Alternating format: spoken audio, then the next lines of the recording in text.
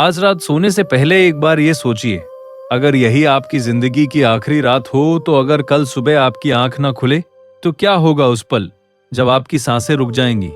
क्या सब कुछ खत्म हो जाएगा, या फिर एक ऐसी यात्रा शुरू होगी जिसके बारे में हम कल्पना भी नहीं कर सकते? गरुड़ पुराण में भगवान विष्णु ने गरुड़ जी को मृत्यु के बाद आत्मा की जो कथा सुनाई, वो सुनकर स्वयं गरुड़ जी भी विचलित हो गए थे। आज हम उसी रहस्यमयी यात्रा को जानेंगे। कल्पना कीजिए, एक व्यक्ति अपने बिस्तर पर लेटा हुआ है। परिवार वाले उसके आसपास खड़े हैं। डॉक्टर नब्ज देख रहा है। धीरे धीरे उसकी सांसें कमजोर होने लगती हैं। अचानक उसे महसूस होता है कि शरीर का नियंत्रण उससे छूट रहा है। वह बोलना चाहता है लेकिन बोल नहीं पाता। वह आंखें खोलना चाहता है लेकिन आंखें नहीं खुलती।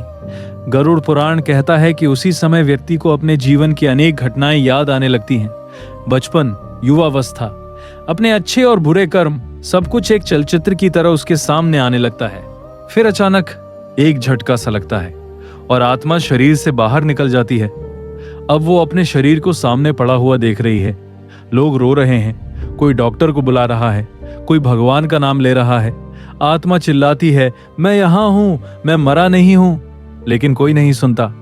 उसी समय उसे पहली बार एहसास होता है अब उसका शरीर छूट चुका है। कुछ समय बाद वातावरण बदलने लगता है। कमरे में एक अजीब सी ऊर्जा फैल जाती है। गरुड़ पुराण के अनुसार तभी यमदूत प्रकट होते हैं।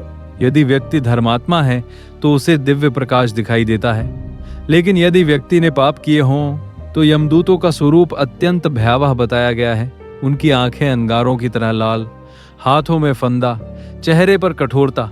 उन्हें देखकर आत्मा कांप उठती है। जब मृत शरीर को अंतिम संस्कार के लिए ले जाया जाता है, आत्मा भी उसके पीछे पीछे चलती है।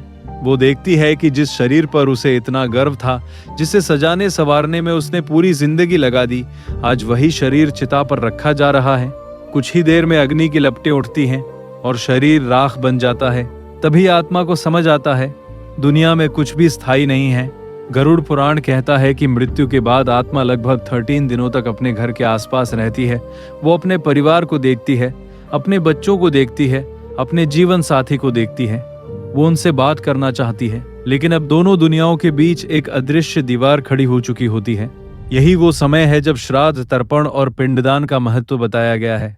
13वें दिन के बाद आत्मा को यमलोक की ओर ले जाया जाता है।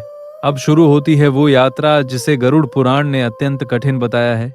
चारों ओर अंधकार, तपती हुई भूमि, कांटों से भरे रास्ते, भयानक आवाजें, भूख और प्यास से व्याकुल आत्मा, लेकिन कहीं भी विश्राम नहीं।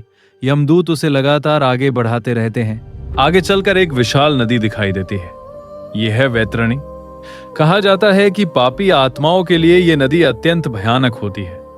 नदी के जल में भयंकर जीव दिखाई देते हैं। आत्मा डर जाती है। उसे अपने सारे पाप याद आने लगते हैं। यात्रा के दौरान आत्मा को बार बार अपने कर्म याद दिलाए जाते हैं। जिस व्यक्ति ने दूसरों को दुख दिया हो उसे वही पीड़ा महसूस होती है। जिसने किसी की मदद की हो उसे वही पुण्य रक्षा प्रदान करता है। यही आत्मा को समझ आता है कि जीवन का हर कर्म दर्ज हो चुका है। अंततः आत्मा चित्रगुप्त के दरबार में पहुंचती है। वहां कोई झूठ नहीं चलता, कोई बहाना नहीं चलता। जीवन का पूरा लेखा जोखा सामने रखा जाता है।